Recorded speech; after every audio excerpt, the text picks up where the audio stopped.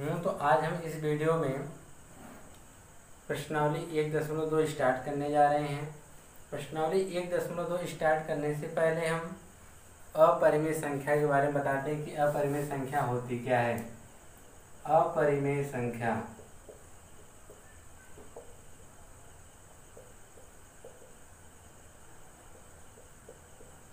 अपरिमेय संख्या वे संख्याएं होती हैं जिनका मान करड़ी में से ज्ञात नहीं किया जा सकता है। जैसे करड़ी में 2 हो गया, इसका मान पूर्ण रूप से नहीं निकल पाता है। करड़ी में 3 हो गया, देखिए करड़ी में 4 जो होता है इसका मान हम निकाल सकते हैं, तो यह अपरिमेय संख्या नहीं होगी। करड़ी में 5 हो गया। इसी तरह से करते करते कोई भी मान करड़ी में हो, अगर हम उसका करड़ी में मान निकाल सकते हैं तो वह परिमेय संख्या है। अगर उसका करड़ी से मान हम निकाल नहीं पाएंगे तो वह कैसा है, अपरिमेय संख्या। और इसी में आपका भी क्या आता है, पाई आता है। अगर कहीं पर कोई संख्या है 0.1100 या 1100, यानी इसी तरह से क्रम बढ़ता हुआ चला जाए, कभी कटे ना, तो इसको हम क्या बोलेंगे, अपरिमेय संख्या बोलेंगे। अपरिमेय संख्याएं क्या होती हैं, फिर समझ लीजिए कि जो करड़ी में हो संख्याएं और उनका मान हम नहीं निकाल सकते हैं, उनको क्या कहते हैं, अपरिमेय संख्या कहते हैं।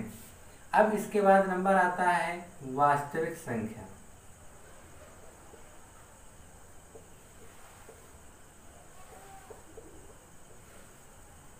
वास्तविक संख्याएं क्या होती हैं, जिनमें वास्तविक संख्याएं को में परिमेय और अपरिमेय दोनों संख्या पाई जाती है।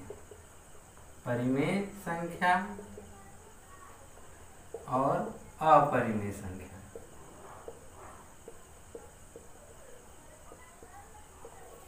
यानी जिसमें दोनों संख्याएं पाई जाती हैं उसको हम लोग क्या कहते हैं, वास्तविक संख्या कहते हैं। और परिमेय संख्या तो बता दिए गए, जिसका मान करड़ी में निकल सके उसको हम लोग क्या कहेंगे, परिमेय संख्या है। या जिसको हम लोग किसके रूप में लिख सकें, P/Q के रूप में लिख सकें। और Q जो आपका हर जो 0 के बराबर नहीं होना चाहिए। और अपरिमेय संख्या की भी कंडीशन नहीं होती है, बट उसका जो मान होता है वह आधा अधूरा होता है। क्योंकि जब करड़ी में 2 का मान हम निकालते हैं, पूर्ण रूप से हमको नहीं मिल पाता है, ना ही 3 का मिलता है, इसलिए इसको हम क्या कहते हैं, अधूरा मान कहते हैं, जिसकी वजह से क्या होती है, अपरिमेय संख्या होती है। यह हो गई आपकी परिमेय और अपरिमेय संख्या। अब हम चैप्टर की तरफ बढ़ते हैं। प्रश्नावली 1.2। प्रश्नावली 1.2 है क्या, जिसमें पहला क्वेश्चन दिया गया है कि सत्य और असत्य छांटिए। सत्य और असत्य बताना है कि क्या इसमें कौन सा सत्य है कथन, कौन सा असत्य है। जैसे कि पहला कथन कहा गया है, प्रत्येक परिमेय संख्या एक वास्तविक संख्या होती है। प्रत्येक परिमेय संख्या एक वास्तविक संख्या होती है। कहने का मतलब है कि जो परिमेय संख्या होती है क्या वह वास्तविक संख्या होती है। अभी आपको बताया गया है कि जो वास्तविक संख्या होती है उसमें परिमेय और अपरिमेय दोनों संख्या पाई जाती है। यह जो परिमेय संख्या वास्तविक संख्या में नहीं पाई जाएगी, इसलिए यह कथन आपका क्या होगा, सत्य होगा। दूसरा कथन क्या कहा गया है, दूसरा कथन कहा गया कि संख्या रेखा का प्रत्येक बिंदु, संख्या रेखा का प्रत्येक बिंदु करड़ी में यम के रूप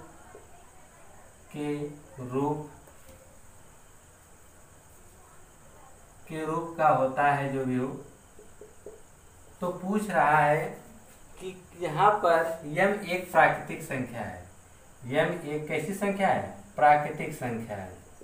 जब एक प्राकृतिक संख्या होगी तो यह पूछा है कथन यह सत्य होगा कि नहीं। तो प्राकृतिक संख्याएं आपको पता है, उस दिन बताया गया था इससे पहले वीडियो में कि प्राकृतिक संख्याएं क्या होती है, 1 2 3 4 5 इस प्रकार डॉट डॉट डॉट, एक ऐसी संख्याएं होती हैं, प्राकृतिक संख्याएं होती हैं। लेकिन करड़ी में यम कहा गया है, क्या यह जो इसका यम का मान आएगा वह प्राकृतिक संख्याएं होंगी। तो चलिए हम लोग देखते हैं। मान लीजिए करड़ी में हमने 16 ले लिया, तो करड़ी में 16 का मान कितना आ जाएगा, 4।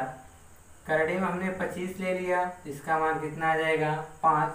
अगर हम करड़ी में 30 ले लेंगे क्या इसका मान हम निकाल सकते हैं? नहीं निकाल पाएंगे। अगर हमने करड़ी में 30 ले लिया है इसका मान हम नहीं निकाल पाएंगे पूर्ण रूप से। इसका मान कुछ दशमलव में आएगा, जब दशमलव में आएगा तो यह क्या होगी? अपरिमेय संख्या हो सकती है, कुछ भी हो सकता है, लेकिन यह प्राकृतिक संख्याएं नहीं होगी। प्राकृतिक संख्या जैसे यह 4 हो गया, 5 हो गया, लेकिन करड़ी में 30 का मान नहीं निकल पाएगा, जिसकी वजह से अब प्राकृतिक संख्या नहीं होगी। इस वजह से आपका कथन क्या हो जाएगा? असत्य कथन हो जाएगा। इसके बाद तीसरा कहा गया है प्रत्येक वास्तविक संख्याएं जो होती हैं वह परिमेय संख्या होती है। तीसरा कथन कहा गया है प्रत्येक वास्तविक संख्या अपरिमेय संख्या होती है। देखिए, परिमेय संख्या अपरिमेय संख्या वास्तविक संख्या हो सकती है, लेकिन जो वास्तविक संख्या है वह अपरिमेय संख्या नहीं हो सकती है, क्योंकि इसके अंदर में यह दोनों आते हैं, परिमेय और अपरिमेय। यानी परिमेय संख्या वास्तविक संख्या हो सकती है, अपरिमेय संख्या वास्तविक संख्या हो सकती है, लेकिन जो वास्तविक संख्या है ना ही वह परिमेय पूर्ण रूप से हो सकती है और ना ही अपरिमेय। यह जब भी होगी दोनों का मिक्स होगा, यानी दोनों इसमें संख्याएं हो सकती हैं। लेकिन यह पर्सनल अकेले किसी के लिए नहीं हो सकता है कि ये वास्तविक संख्या परिमेय हो सकती है, वास्तविक संख्या अपरिमेय, लेकिन यह दोनों यह सब हो सकती है। अब हम देखेंगे हमारा अगला क्वेश्चन कहा गया है क्या सभी धनात्मक पूर्णांकों के वर्गमूल, क्या तीसरा क्वेश्चन कहा गया है। दूसरा क्वेश्चन है क्या सभी धनात्मक पूर्णांकों के वर्गमूल, कोई धनात्मक पूर्णांक ले लीजिए, चलिए मान लेते हैं हम 25 ले लिए, 36 ले लिए और 49 ले लिए, और इसमें हमने क्या ले लिया 50 ले लिया। यह जो धनात्मक पूर्णांक है, अब इसका जो वर्गमूल होगा, इसका जो हम क्या निकालेंगे वर्गमूल मतलब करड़ी, इसका हम वर्गमूल जब निकालेंगे तो फिर कहा गया है कि ये अपरिमेय संख्या होते हैं। अपरिमेय संख्या का मतलब जिसका मान, लेकिन करड़ी में 25 का मान 5 आएगा, इसका 6 आएगा, इसका 7 आएगा, इसका हम लोग निकाल नहीं सकते हैं, क्योंकि इसको निकालेंगे तो हम दशमलव में जाएगा, ये कुछ बटा के रूप में आएगा, तो यह तो अपरिमेय होगा, लेकिन यह तो परिमेय संख्या है ना। लेकिन इन्होंने क्या कहा है अपरिमेय होगा, लेकिन यहाँ पर यह तीनों परिमेय हैं और यह अपरिमेय, इसलिए यह कथन भी क्या होगा आपका असत्य होगा। क्या होगा? असत्य होगा। तो पूछे हैं कि ऐसी संख्या के वर्गमूल का उदाहरण दीजिए जो परिमेय संख्या हो, तो परिमेय संख्या तो यही हो गई। करड़ी में 25 का मान कितना आएगा 5 आएगा, करड़ी में 36 का मान 6 आएगा, करड़ी में 49 का मान कितना आएगा 7 आएगा। यह तो परिमेय संख्या है, लेकिन यह कैसी पर संख्या है? अपरिमेय संख्या है। तो परिमेय संख्या का उदाहरण यहाँ पर है करड़ी में 25, करड़ी में 36, करड़ी में 49। इसी प्रकार से और भी संख्याएं हो सकती हैं जिनका मान हम क्या कर सकते हैं, या परिमेय संख्या है। अब सबसे इंपॉर्टेंट क्वेश्चन आ गया, क्वेश्चन नंबर 3। क्वेश्चन नंबर 3 क्या कहा गया है? क्वेश्चन नंबर 3 कहा गया कि दिखाइए कि संख्या रेखा पे हमको क्या दिखाना है। संख्या रेखा पे हमको व्यक्त करना है कि करड़ी में 5 को किस प्रकार निरूपित किया जा सकता है, किस प्रकार निरूपित किया जा सकता है। तो सबसे पहले हम करड़ी में 5 को नहीं, चलिए सबसे पहले हम सीखते हैं कि करड़ी में 2 को कैसे व्यक्त करेंगे संख्या रेखा पर। करड़ी में 2 को संख्या रेखा पर हम कैसे व्यक्त करेंगे, तो हम मान लेंगे पाइथागोरस प्रमेय की सहायता से इसको व्यक्त करेंगे। पाइथागोरस प्रमेय आपको पता होगा कि यह एक समकोण त्रिभुज होता है, जो है सीधी भुजा ऊर्ध्वाधर खड़ी होती है। यहाँ पर 90 अंश का कोण बनता है, जिसको हम लोग लंब के नाम से जानते हैं, और यह भुजा हमारी क्या होती है, आधार होती है, और यह सबसे बड़ी भुजा हमारा क्या कहलाता है, कर्ण। तो जो यहाँ पे जिसका मान निकालने के लिए कहेगा उसको हम कर्ण मान लेंगे। तो हम मान लेंगे कि कर्ण बराबर हमारा कितना है 2 है। सॉरी करड़ी में 2 है। और जब स्क्वायर इधर आएगा तो कर्ण का वर्ग हो जाएगा बराबर कितना आ जाएगा 2। अगर इधर से करड़ी इधर जाएगी तो स्क्वायर बन जाएगा, अगर स्क्वायर इधर से इधर जाएगा तो क्या बन जाएगा करड़ी। याद रखिएगा कहीं लिखा है एक्स स्क्वायर बराबर 5, तो हम एक्स का जब मान निकालेंगे तो स्क्वायर उधर जाएगा क्या लग जाएगी करड़ी लग जाएगा। अगर कहीं पर करड़ी लिखा हुआ है कि एक्स बराबर करड़ी में 5 है तो करड़ी खत्म करेंगे इधर आएगा तो इसका क्या बन जाएगा स्क्वायर, यानी एक्स स्क्वायर बराबर क्या आ जाएगा 5 आ जाएगा। अगर कर्ण का स्क्वायर बराबर हम 2 ले लेते हैं तो पाइथागोरस प्रमेय यही कहती है कि कर्ण का वर्ग बराबर लंब का वर्ग प्लस आधार का वर्ग, यह पाइथागोरस प्रमेय है। तो यहाँ पे जब हम इसको कर्ण मान ले रहे हैं, कर्ण हमारा कितना हो गया 2 का वर्ग, यानी कर्ण जब हमारा 2 हो गया, कर्ण का वर्ग बराबर ही 2 है, तब हमारा लंब क्या हो सकता है, सिंपल सी बात है 1 + 1 होगा तभी तो 2 होगा ना। इसका मतलब कि एक लंब होगा और एक क्या होगा आधार होगा, तब तो जाके यह 2 आया होगा। तो हम कह सकते हैं कि लंब का वर्ग बराबर भी 1 होगा और आधार का वर्ग बराबर भी क्या होगा 1 होगा, यानी कर्ण का स्क्वायर बराबर इतना होगा तो लंब का वर्ग बराबर कितना हो जाएगा 1 हो जाएगा, आधार का वर्ग कितना हो जाएगा वह भी क्या हो जाएगा 1। लेकिन जब हमको संख्या रेखा पे व्यक्त करना है तो हम क्या करेंगे इन सबको मान लेंगे। तो कर्ण हमारा जो होगा, देखिए स्क्वायर जब इधर जाएगा तो क्या लग जाएगी करड़ी, अब देखिए इसका भी स्क्वायर इधर जाएगा तो क्या लग जाएगा करड़ी में 1, करड़ी में 1 का मान ही क्या होता है 1 होता है। तो हम लिख सकते हैं लंब बराबर भी हमारा क्या होगा 1 होगा और आधार बराबर भी हमारा क्या होगा 1 होगा। हमने लंब और कर्ण तो निकाल लिए हैं, अब इसको संख्या रेखा में व्यक्त किया जाए। तो संख्या रेखा में व्यक्त करने के लिए चलिए देखिए यह हमारी संख्या रेखा हो गई, इसका कुछ यहाँ पे हम मान लेते हैं बिंदु हमारा क्या है O है। अब इसके इस साइड की तरफ धनात्मक होता है, इसके इस साइड क्या होता है ऋणात्मक। तो इधर चलेंगे तो 1, तो थोड़ा सा बढ़ा लिया जाए माप 1 और यहाँ पे क्या हो गया 2, यहाँ पे -1 होगा और यहाँ पे क्या हो जाएगा -2। तो हमारा देखिए हमने बताया था कि समकोण त्रिभुज में यह जो सबसे नीचे की भुजा होती है इसको हम लोग आधार कहते हैं। क्या कहते हैं आधार। ये जो सीधे ऊर्ध्वाधर खड़ी होती है इसको हम लोग लंब के नाम से जानते हैं। यह सबसे बड़ी भुजा जो होती है इसको हम क्या कहते हैं कर्ण के नाम से जानते हैं। तो अब हमारा क्या है कि यहाँ पर लंब जो दिया गया है 1 है और आधार भी कितना है 1 है। आधार 1 है तो हमने आधार यहाँ से यहाँ तक चल दिया, यह हमारा क्या निकल गया आधार।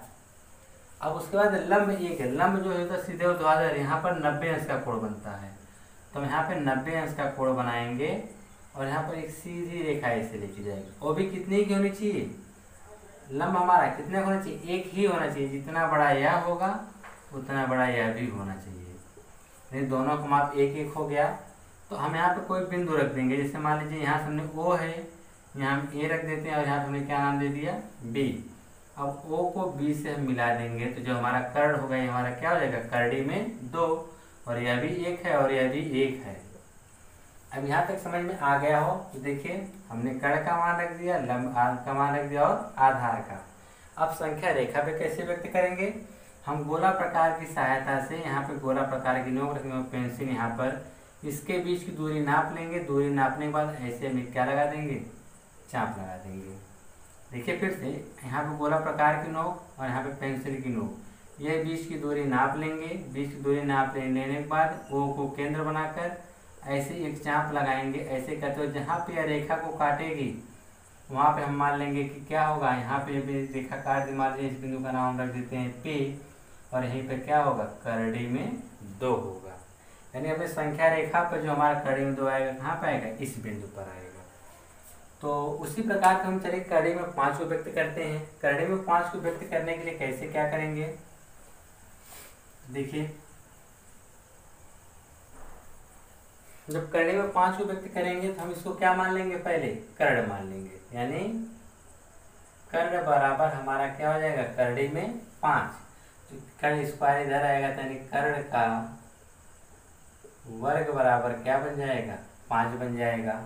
तो पाइथागोरस प्रमेय जानते ही हैं कि कर्ण का वर्ग बराबर लंब का वर्ग प्लस आधार का वर्ग।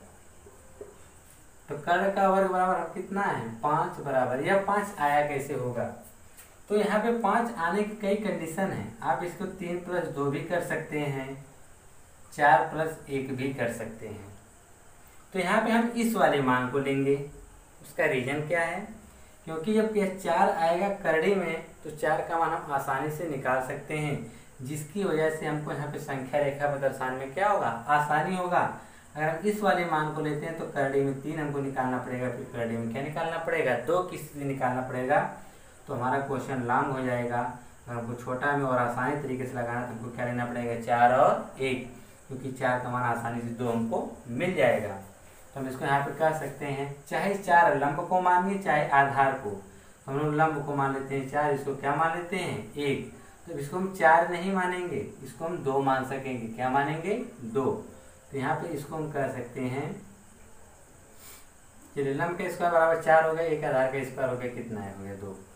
तो हम इसको लिखेंगे कर्ण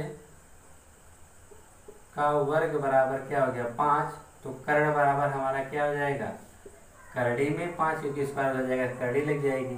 तो यहाँ पे दिया है लंब का वर्ग, लंब का वर्ग कितना दिया है, 4, स्क्वायर उधर जाएगा तो क्या लग जाएगी, करड़ी, यानी लंब बराबर आ जाएगा करड़ी में 4, जिसका मान क्या होता है, 2 होता है। अब उसके बाद आएगा आधार, आधार का वर्ग बराबर कितना है, 1। स्क्वायर उधर करेंगे तो आधार बराबर भी हमारा क्या आ जाएगा, 1 आएगा, क्योंकि करड़ी में 1 का मान क्या होता है, 1 होता है। तो हमने लंब भी, कर्ण भी मिल गया हमको, कहाँ गया, कर्ण भी मिल गया, लंब भी मिल गया और आधार भी। तो हम संख्या रेखा में देखिए इसी तरह से दर्शाएंगे। कैसे दर्शाएंगे, चलिए देखते हैं। सबसे पहले हम एक रेखा खींच लेंगे। रेखा खींचने के बाद यहाँ हम कोई एक मध्य बिंदु ले लेंगे। मान लीजिए हमारा O हो गया, O के इस साइड हमारा धनात्मक होगा 1, 2, इधर क्या होगा, -1, -2, ऋणात्मक होगा। तो पाइथागोरस में देखिए नीचे हम लोग क्या लेते हैं, आधार। तो हमारा आधार कितना है, हमारा आधार 1 है। तो हमने यहाँ से यहाँ तक ले लिया आधार, यह हमारा आधार हो गया। अब उसके बाद लंब हमारा कितना जाना चाहिए, लंब हमारा 2 है, 2 यूनिट है। जब लंब 2 यूनिट है तो देखिए हम क्या करेंगे, तो हमारा लंब जब 2 यूनिट है तो हम इसको ऊपर की तरफ यहाँ पे 90 का जब कोण बनाएंगे तो एक सीधी रेखा खींचेंगे 2 यूनिट की। अब उसको हम यहाँ पे नाम रख देंगे, जैसे हमने इसका नाम A रख दिया, इसका नाम क्या रख देंगे, B। O को हम B से क्या करेंगे, इस प्रकार मिला देंगे। जब O को B से हम मिला देंगे तो देखिए यह हमारा 1 यूनिट हो गया, यह हमारा 2 यूनिट हो गया। O को A जब B से मिलाएंगे तो यह हमारा क्या बन जाएगा, करड़ी में 5 बन जाएगा। जब करड़ी में 5 होगा तो O और B के बीच की दूरी गोला प्रकार से हम नाप लेंगे। गोला प्रकार की नोक यहाँ पर, पेंसिल नोक यहाँ पर रख कर यह दूरी नाप लेंगे। दूरी नापने के बाद फिर यहीं पर इसे हम क्या लगा देंगे, चाप लगा देंगे, जो कि यहीं कहीं सो के जाएगा, इसको काटेगा। जहाँ पर उसको काटेगा उस बिंदु का नाम हम क्या रख देंगे, P रख देंगे। और यहीं पे आपका क्या होगा, करड़ी में 5 का मान होगा। लेकिन यह जानिए कि करड़ी में जब 4 का मान क्या होता है, 2 होता है, तो करड़ी में 5 का मान कहीं कहीं 2 से क्या होगा, अधिक होगा। इसलिए आया आपका जो भी मान काटेगा 2 के बाद ही काटेगा। जब इसको आप काटेंगे ना तो ये कुछ ऐसे ही कटेगा, यानी 2 के आसपास कटेगा, यानी यहाँ पर आपका क्या होगा, करड़ी में 5 का मान होगा। तो इस प्रकार से ये आपका चैप्टर खत्म होता है। अब अगले चैप्टर के लिए हम अगली वीडियो में मिलेंगे।